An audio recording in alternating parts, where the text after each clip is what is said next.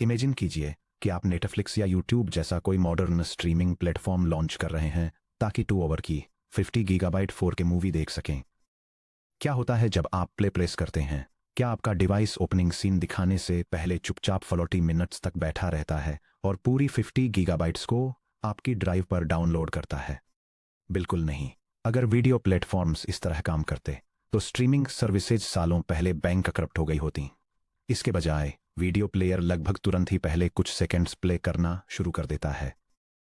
जैसे जैसे आपका प्लेहेड टाइमलाइन पर आगे बढ़ता है, engine high speed cloud servers से वीडियो के आने वाले चंक्स लगातार ठीक उसी समय फेच करता रहता है जब आपको उन्हें देखना होता है।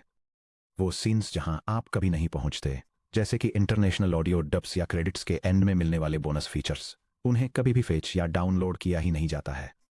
यह डायग्राम डिमांड पेजिंग के कॉन्सेप्ट को, जिसे लेजी लोडिंग भी कहा जाता है, ट्रेडिशनल फाइल लोडिंग से कंपेयर कर करके समझाता है। ट्रेडिशनल मेथड में कोई भी एक्शन शुरू होने से पहले पूरा डेटा सेट फुल्ली लोड होना जरूरी होता है, जिससे काफी ज्यादा डिले होता है।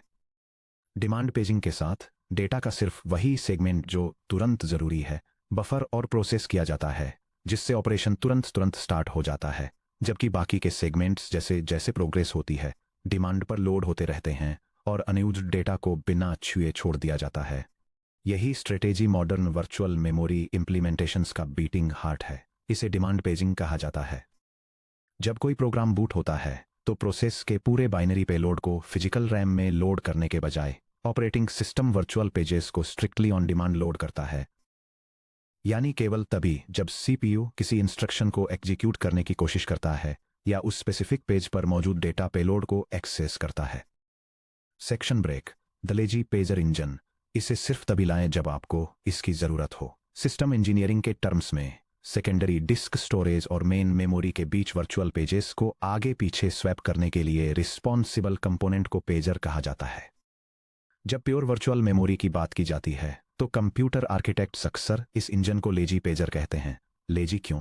क्योंकि सॉफ्टवेयर आर्किटेक्चर में लेजीनेस एक खूबी है। एक लेजी पेजर तब तक किसी पेज को फिजिकल रैम में स्वैप नहीं करता जब तक कि उस पेज को किसी एग्जीक्यूट हो रहे इंस्ट्रक्शन द्वारा एक्सप्लिसिटली रेफरेंस न किया जाए।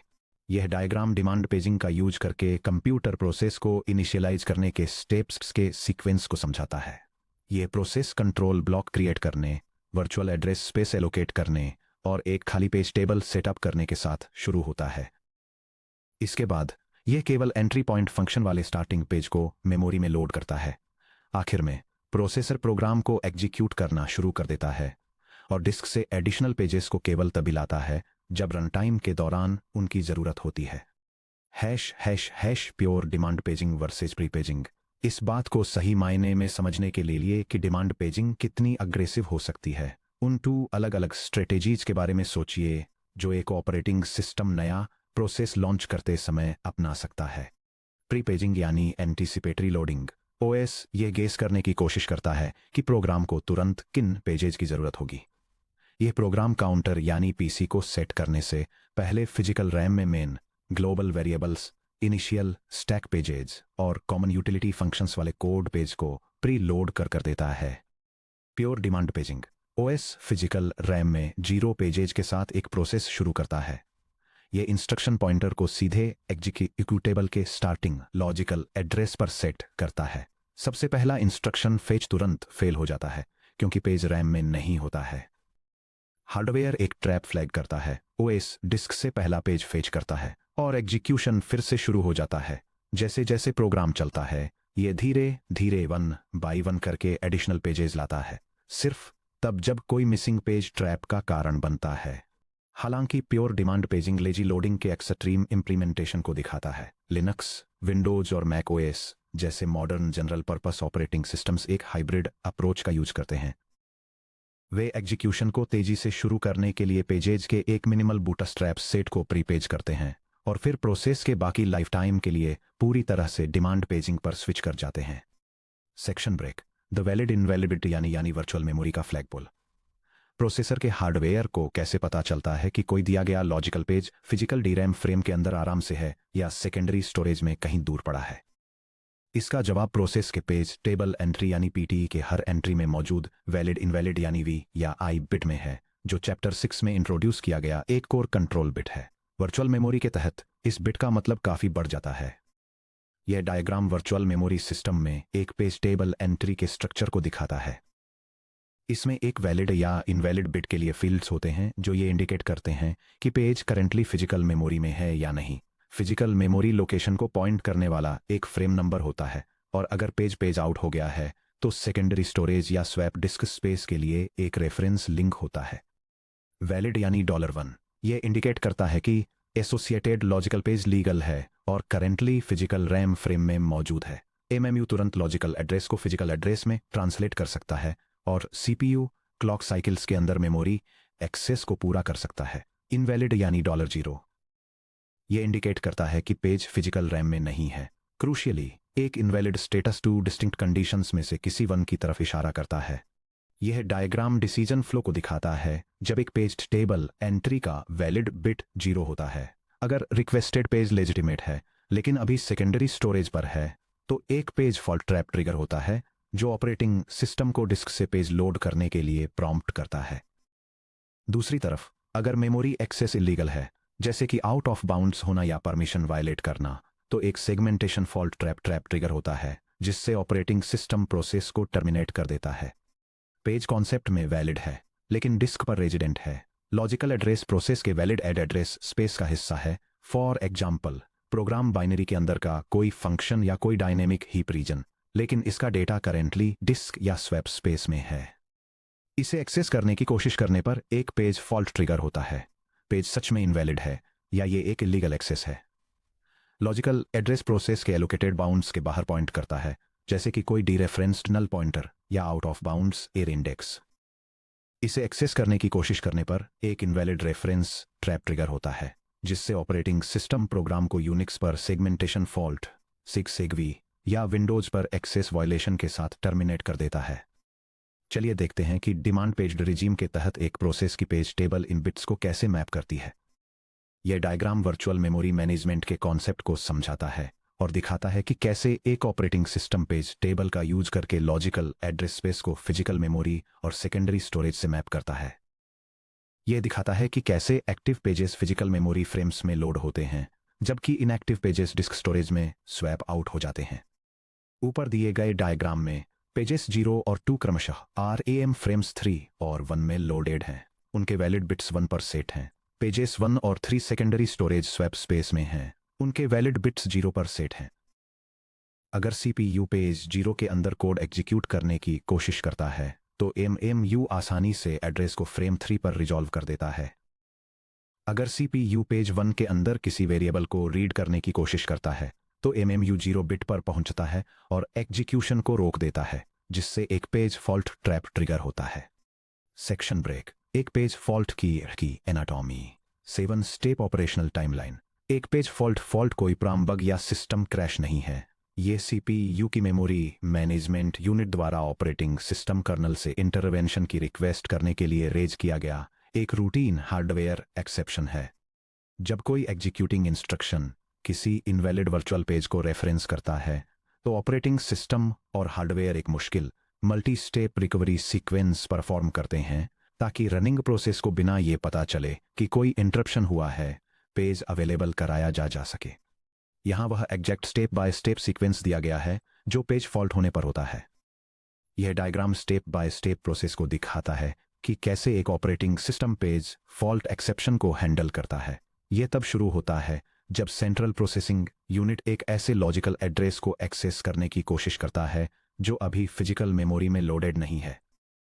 मेमोरी मैनेजमेंट यूनिट इस इनवैलिड रेफरेंस को डिटेक्ट करती है और एक हार्डवेयर ट्रैप ट्रिगर करती है। फिर ऑपरेटिंग सिस्टम कर्नेल का पेज फॉल्ट हैंडलर एड्रेस की वैलिडिटी को वेरीफाई करता है। अगर रेफरेंस इनवैलिड है तो प्रोसेस को सेगमेंटेशन फॉल्ट इसके साथ टर्मिनेट कर दिया जाता है। अगर वैलिड है तो ऑपरेटिंग सिस्टम फिजिकल मेमोरी में एक फ्री फ्रेम लोकेट करता है, डिस्क स्टोरेज से मिसिंग पेज को रिट्रीव करता है और इनपुट आउटपुट ऑपरेशन के दौरान प्रोसेस को ब्लॉक कर देता है। एक बार जब डिस्क ट्रांसफर कंप्लीट हो जाता है तो पेज टेबल अपडेट हो जाता है, प्रोसेस वापस रेडी स्टेट में सेट हो जाता है और प्रोसेसर ओरिजिनल इंस्ट्रक्शन को रिस्टार्ट करता है जो अब सक्सीड हो जाता है। चलिए इस लाइफ साइकिल के हर स्टेज को गहरी टेक्निकल प्रिसीजन के साथ डिसेक्ट करते हैं। Step 1, memory reference generation. CPU का एग्जीक्यूशन यूनिट एक इंस्ट्रक्शन को फेच करने या ऑपरेंड एड्रेस को इवैल्यूएट करने की कोशिश करता है। For instance, MOVEX bracket 0x00405512 bracket को एग्जीक्यूट करना logical address virtual page P को टारगेट करता है। Step 2, MMU trap signal generation. MMU address को इंटरसेप्ट करता है, इसे पेज नंबर P और ऑफसेट D में स्प्लिट करता है और एक्टिव प्रोसेस के पेज टेबल में एंट्री P को लुकअप करता है। MMU कंट्रोल बिट्स को रीड करता है और देखता है कि V = 0 है। MMU तुरंत इंस्ट्रक्शन की प्रोसेसिंग को हॉल्ट कर देता है और एक internal hardware interrupt signal issue करता है जो है page fault exception trap. Control तुरंत यूजर स्पेस से कर्नल स्पेस में ट्रांसफर हो जाता है और प्रोग्राम के रजिस्टर्स और प्रोग्राम काउंटर PC को कर्नल स्टैक में सेव कर देता है। स्टेप 3, कर्नल वैलिडिटी और सिक्योरिटी चेक। OS कर्नल का पेज फॉल्ट हैंडलर कंट्रोल ले लेता है। इसका पहला टास्क ये वेरीफाई करना है कि क्या एड्रेस रेफरेंस लेजिटिमेट है। यह प्रोसेस कंट्रोल ब्लॉक PCB में स्टोर्ड प्रोसेस के इंटरनल मेमोरी स्ट्रक्चर्स को लुकअप करता है, जैसे कि लाइनेक्स में VM एरिया स्ट्रक्ट लिस्ट। अगर रेफरेंस आउट ऑफ बाउंड्स है या एक्सेस परमिशंस को वायलेट करता है, फॉर एग्जांपल किसी रीड ओनली कोड पेज पर राइट करने की कोशिश करना, तो कर्नल एक एसिंक्रोनस टर्मिनेशन सिग्नल इश्यू करता है, for example SIGSEGV। Program crash हो जाता है। अगर रेफरेंस वैलिड है तो फॉल्ट एक लेजिटिमेट मिसिंग पेज रेफरेंस है। OS मिसिंग पेज को फेच करने के लिए आगे बढ़ता है। Step 4, allocating a physical memory frame. Kernel अपनी इंटरनल फ्री फ्रेम लिस्ट को क्वेरी करता है जो OS एलोकेटर द्वारा मेंटेन किए गए अनयूज्ड फिजिकल DRAM फ्रेम्स का एक डायनेमिक पूल है। बेस्ट केस सिनेरियो, एक फ्री फिजिकल फ्रेम आसानी से अवेलेबल होता है। कर्नेल इस फ्रेम को इनकमिंग डेटा के लिए रिजर्व कर लेता है। मेमोरी प्रेशर सिनेरियो, कोई फ्री फ्रेम एक्सिस्ट नहीं करता है, सारा फिजिकल DRAM एक्टिव प्रोसेसेस द्वारा ऑक्यूपाइड होता है। OS को एक पेज रिप्लेसमेंट एल्गोरिदम जैसे कि FIFO LRU या क्लॉक को एग्जीक्यूट करना होगा ताकि एविक्ट करने के लिए एक एग्जिस्टिंग लोडेड पेज को सिलेक्ट किया जा सके। अगर उस विक्टिम पेज को मॉडिफाई किया गया है, यानी वो डर्टी है, तो उसके फ्रेम को रिक्लेम करने से पहले उसे डिस्क पर वापस राइट बैक किया जाना चाहिए। हम चैप्टर 8 में रिप्लेसमेंट स्ट्रेटेजीज को थोरोली स्टडी करेंगे। Step 5, secondary storage IO request. इस डिस्क कंट्रोलर को एक IO रिक्वेस्ट इशू करता है ताकि बैकिंग स्टोर, स्वैप स्पेस या एग्जीक्यूटेबल फाइल इमेज से मिसिंग पेज को स्टेप 4 में सिलेक्ट किए गए फिजिकल फ्रेम में रीड किया जा सके। चूंकि सेकेंडरी स्टोरेज ऑपरेशंस जैसे SSD या हार्ड डिस्क थाउजेंड से millions of CPU clock cycles लेते हैं, इसलिए OS फॉल्टिंग प्रोसेस को वेटिंग यानी ब्लॉक्ड स्टेट में डाल देता है और एक कॉन्टेक्स्ट स्विच ट्रिगर करता है जिससे CPU डिस्क रीड के एसिंक्रोनसली होने के दौरान दूसरे रेडी थ्रेड्स को एग्जीक्यूट कर सके। Step 6, updating page table metadata. जब डिस्क कंट्रोलर पेज कंटेंट्स को DRAM फ्रेम में ट्रांसफर करना फिनिश कर लेता है तो ये एक hardware IO completion interrupt generate करता है। इस इंटरप्ट को कैच करता है और प्रोसेस के पेज टेबल को अपडेट करता है। ये PTE में फिजिकल फ्रेम नंबर राइट करता है। ये वैलिड इनवैलिड बिट को 0 यानी इनवैलिड से 1 यानी वैलिड पर टॉगल करता है। ये एडिशनल मेटाडेटा बिट्स को अपडेट करता है, फॉर एग्जांपल डर्टी बिट को क्लियर करना और रेफरेंस बिट्स को सेट करना। ये प्रोसेस को वेटिंग स्टेट से वापस रेडी क्यू में मूव कर देता है। Step 7, resuming execution instruction restart. जब प्रोसेस शेड्यूलर CPU एग्जीक्यूशन वापस हमारे प्रोसेस को असाइन करता है तो कर्नेल सेव्ड प्रोग्राम काउंटर यानी PC सहित सभी सेव्ड रजिस्टर स्टेट्स को रिस्टोर करता है। OS नेक्स्ट इंस्ट्रक्शन पर जंप नहीं करता है, इसके बजाय यह PC को वापस उसी एग्जैक्ट इंस्ट्रक्शन को पॉइंट करने के लिए रीसेट कर देता है जिसने पेज फॉल्ट को ट्रिगर किया था। CPU MOVEX bracket 0x0000055120 bracket को री एग्जीक्यूट करता है। इस बार जब MMUPTE को इंस्पेक्ट करता है तो उसे V = 1 मिलता है। एड्रेस सीमलेसली फिजिकल रैम में ट्रांसलेट हो जाता है, डेटा रजिस्टर EAX में लोड हो जाता है और प्रोग्राम बिना ये कभी रियलाइज किए कि इसे टेम्परेरी सस्पेंड किया गया था आगे बढ़ जाता है। Section break, the hidden OS nightmare, instruction restartability. दूर से देखने पर स्टेप 7 काफी सिंपल साउंड करता है, बस इंस्ट्रक्शन को री एग्जीक्यूट कर दो। हालांकि सीपीयू डिजाइन और ओएस कर्नेल इंजीनियरिंग में इंस्ट्रक्शन रिस्टार्टेबिलिटी सिस्टम आर्किटेक्चर के सबसे कॉम्प्लेक्स चैलेंजेस में से एक है और यह टेक्निकल इंटरव्यूज और गेट जैसे कॉम्पिटिटिव एग्जाम्स में एक फेवरेट टॉपिक है। कंसीडर कीजिए कि मॉडर्न कंप्यूटर आर्किटेक्चर्स के अंदर इंस्ट्रक्शन एग्जीक्यूशन के दौरान क्या होता है। कई इंस्ट्रक्शंस एक सिंगल इंस्टेंटेनियस स्टेप में एग्जीक्यूट नहीं होते हैं। वे अपने एग्जीक्यूशन फेजेस के दौरान रजिस्टर्स और इंटरनल सीपीयू स्टेट को बदलते हैं। अगर कोई इंस्ट्रक्शन सीपीयू रजिस्टर्स को मॉडिफाई करता है और फिर एग्जीक्यूशन के बीच में ही कोई पेज फॉल्ट एनकाउंटर करता है, तो सिंपली प्रोग्राम काउंटर पीसी को वापस उसी इंस्ट्रक्शन पर रीसेट करने से कैटास्ट्रोफिक एरर्स हो सकते हैं। ये आर्किटेक्चरल डायग्राम एक मेमोरी ट्रांसफर ऑपरेशन के दौरान इंस्ट्रक्शन रीस्टार्ट प्रॉब्लम को इलस्ट्रेट करता है। ये एक मेमोरी एड्रेस से रीड करने और एक रजिस्टर को ऑटोमेटिकली इंक्रीमेंट करने के सीक्वेंशियल हार्डवेयर स्टेप्स को दिखाता है, जिसके बाद राइट फेज के दौरान एक पेज फॉल्ट होता है जो प्रोसेसर स्टेट को इनकंसिस्टेंट छोड़ देता है। क्या होगा अगर स्टेप सी के दौरान पेज फॉल्ट हो जाता है? अगर ओएस सिंपली पीसी को रिस्टोर करता है और इंस्ट्रक्शन को रीरन करता है, तो स्टेप बी के दौरान R11 पहले ही 4 से इंक्रीमेंट हो चुका है। सेकंड अटेम्प्ट में सीपीयू ओरिजिनल R1 एड्रेस के बजाय एड्रेस R1+4 से रीड करने की कोशिश करेगा। प्रोग्राम का डेटा पाइपलाइन करप्ट हो जाता है। ये एक्सप्लेनेशन पेज फॉल्ट के दौरान इंस्ट्रक्शन रीस्टार्ट्स को हैंडल करने के 2 अप्रोचेस को कंपेयर करता है। इनकरेक्ट मेथड फेल हो जाता है क्योंकि ये एक मॉडिफाइड रजिस्टर वैल्यू का यूज करके मेमोरी रीड को रीट्राई करने की कोशिश करता है, जिससे डेटा करप्ट हो जाता है। करेक्ट मेथड ओरिजिनल स्टेट को प्रिजर्व करने के लिए शैडो रजिस्टर्स का यूज करता है, जिससे ऑपरेटिंग सिस्टम इंस्ट्रक्शन को रीस्टार्ट करने से पहले रजिस्टर को रिस्टोर कर पाता है, जो एक सक्सेसफुल मेमोरी एक्सेस को एश्योर करता है। इंस्ट्रक्शन रिस्टार्टेबिलिटी के लिए आर्किटेक्चरल सॉल्यूशंस यह गारंटी देने के लिए कि किसी फॉल्ट के बाद इंस्ट्रक्शंस को सेफली रीस्टार्ट किया जा सके, हार्डवेयर आर्किटेक्ट्स और operating system designers specific low level safeguards implement करते हैं।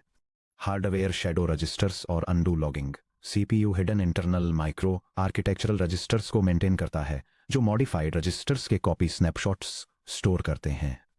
अगर एग्जीक्यूशन के बीच में कोई पेज फॉल्ट ट्रैप फायर होता है, तो hardware OS page fault handler को कंट्रोल पास करने से पहले किसी भी मॉडिफाइड रजिस्टर्स को, जैसे कि ऑटो इंक्रीमेंटेड इंडेक्स रजिस्टर्स, उनके प्री इंस्ट्रक्शन स्टेट में ऑटोमेटिकली रोल बैक कर देता है। एड्रेस रेंजेस का pre validation CISC block moves complex instruction set computers यानी CISC जैसे X86 में स्ट्रिंग कॉपी इंस्ट्रक्शंस जैसे कि RIP MOVSB एक सिंगल इंस्ट्रक्शन लूप में मेमोरी ब्लॉक्स में हजारों बाइट्स कॉपी कर सकते हैं। अगर कोई page fault 50 page copy operation के पेज 10 पर हिट करता है, तो आधा डेस्टिनेशन ब्लॉक पहले ही लिखा जा चुका होता है। इसे सॉल्व करने के लिए सीपीयू आर्किटेक्चर कोई भी डेटा लिखने से पहले सोर्स और डेस्टिनेशन बफर्स दोनों के स्टार्ट और एंड बाउंड्री एड्रेसेस को प्री चेक करता है।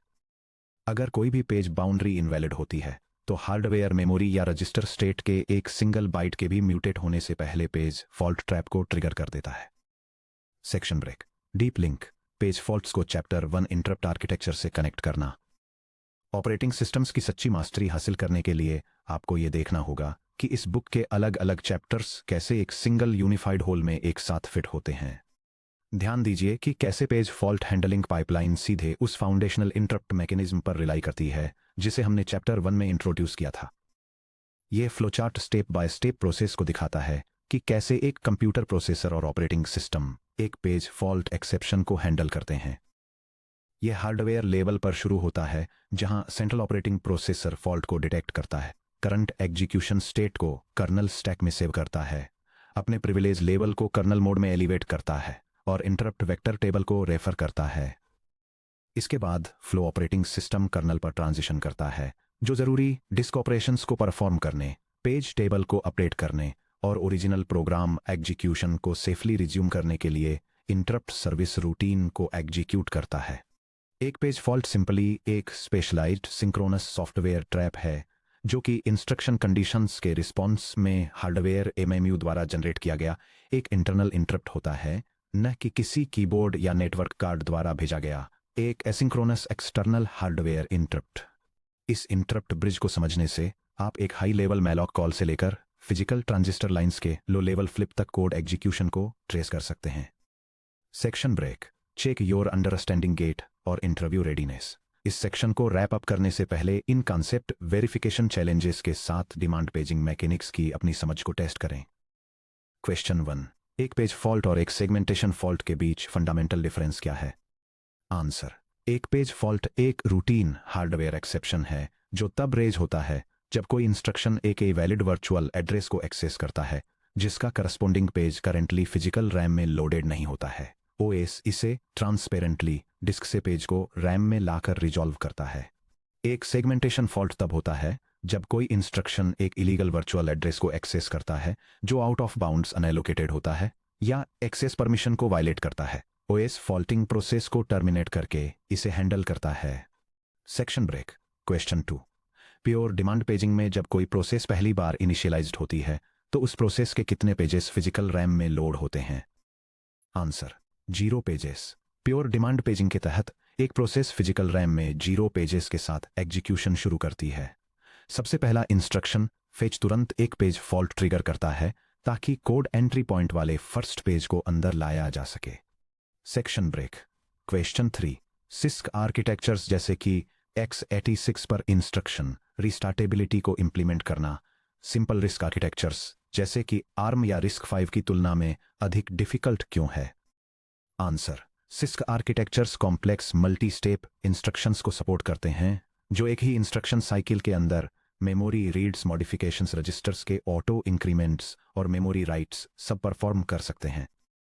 अगर मिडवे में कोई फॉल्ट होता है तो मॉडिफाइड रजिस्टर्स को एक्सप्लिसिटली अनरोल या रोल बैक किया जाना चाहिए। सिंपल रिस्क आर्किटेक्चर्स एक स्ट्रिक्ट लोड या स्टोर मॉडल को फॉलो करते हैं जहां इंस्ट्रक्शंस या तो रजिस्टर्स को मॉडिफाई करते हैं या मेमोरी एक्सेस करते हैं जिससे इंस्ट्रक्शन रोलबैक सिग्निफिकेंटली सिंपलर हो जाता है। सेक्शन ब्रेक, क्वेश्चन 4, मान लीजिए कि कोई इंस्ट्रक्शन एग्जीक्यूट करते एक प्रोसेस पेज फॉल्ट एक्सपीरियंस करता है। जब इस फॉल्ट को सर्विस किया जा रहा होता है तो प्रोसेस अपने एग्जीक्यूशन स्टेट के किस फेज में अपना ज्यादातर समय बिताता है? आंसर देखने के लिए क्लिक करें। प्रोसेस अपने फॉल्ट हैंडलिंग टाइम का एक बहुत बड़ा हिस्सा वेटिंग यानी ब्लॉक्ड स्टेट में बिताता है जब वह सेकेंडरी स्टोरेज डिस्क या SSDIO का वेट कर रहा होता है ताकि मिसिंग पेज को फिजिकल डी रैम में रीड किया जा सके। सेक्शन ब्रेक, सेक्शन समरी, चलिए इस सेक्शन में सीखे गए कि टेक्निकल कॉन्सेप्ट्स को समराइज करते हैं। डिमांड पेजिंग प्रिंसिपल, पेजेस को फिजिकल डी रैम फ्रेम्स में तभी लोड किया जाता है जब इंस्ट्रक्शन एग्जीक्यूशन के दौरान उनका रेफरेंस दिया जाता है जिसे लेजी लोडिंग कहते हैं। ये मेमोरी को बचाता है और स्टार्टअप स्पीड को काफी ज्यादा बूस्ट करता है। वैलिड या invalid bit dual meaning, valid 1 का मतलब है कि पेज एक डी रैम फ्रेम के अंदर है। इनवैलिड 0 का मतलब है कि पेज या तो सेकेंडरी डिस्क स्टोरेज पर है या फिर एक इलीगल एड्रेस एक्सेस को रिप्रेजेंट करता है। The 7 step fault cycle, instruction access से MMU ट्रैप होता है जिससे PCB या VMA वैलिडेशन होता है जिससे फ्री फ्रेम डिस्कवरी होती है जिससे डिस्क रीड IO होता है जिससे पेज टेबल अपडेट होता है V=1 जिससे इंस्ट्रक्शन रिस्टार्ट होता है। इंस्ट्रक्शन रिस्टार्टेबिलिटी, हार्डवेयर और OS को प्री इंस्ट्रक्शन रजिस्टर स्टेट्स को प्रिजर्व या रिस्टोर करना चाहिए ताकि इंटरप्टेड इंस्ट्रक्शंस, खासकर ऑटो इंक्रीमेंटिंग ISC इंस्ट्रक्शंस दोबारा शुरू होने पर क्लीनली एग्जीक्यूट हो सकें। Interrupt alignment, page faults kernel के स्टैंडर्ड इंटरप्ट वेक्टर इंफ्रास्ट्रक्चर के जरिए काम करते हैं जिससे एग्जीक्यूशन यूजर स्पेस रिंग 3 से कर्नल स्पेस रिंग 0 और वापस सीमलेसली ट्रांजिशन होता है। सेक्शन ब्रेक, 7.3 पर ट्रांजिशन करते हुए डिमांड पेजिंग अनयूज्ड पेजेस को फिजिकल डी रैम से बाहर रखकर एफिशिएंसी को बहुत ज्यादा बढ़ा देता है, लेकिन इस फ्लेक्सिबिलिटी के साथ एक अनअवॉइडेबल परफॉर्मेंस ट्रेड ऑफ भी आता है। मेन मेमोरी की स्पीड की तुलना में डिस्क IO बहुत ज्यादा धीमा होता है जबकि DRAM से डायरेक्टली डेटा रीड करने में लगभग 50 से 100 नैनोसेकंड्स लगते हैं। वहीं SSD या हार्ड ड्राइव से एक मिसिंग पेज रीड करने में 10 माइक्रोसेकंड्स से लेकर 10 मिलीसेकंड्स तक का समय लग सकता है। यहां तक कि पेज फॉल्ट्स का एक छोटा सा परसेंट भी सिस्टम थ्रूपुट को ड्रामेटिकली डिग्रेड कर सकता है। सिस्टम्स इंजीनियर्स इस ओवरहेड को मैथमेटिकली कैसे क्वांटिफाई करते हैं? हम ओवरऑल प्रोग्राम एग्जीक्यूशन स्पीड पर पेज फॉल्ट्स की एग्जैक्ट परफॉर्मेंस कॉस्ट को कैसे कैलकुलेट करते हैं। सीधे 7.3 performance of demand paging effective access time calculations में कदम रखिए, जहां हम उन mathematical formulas, memory access timelines और गेट क्वांटिटेटिव प्रॉब्लम्स को मास्टर करेंगे जो डिमांड पेड सिस्टम एफिशिएंसी को गवर्न करते हैं।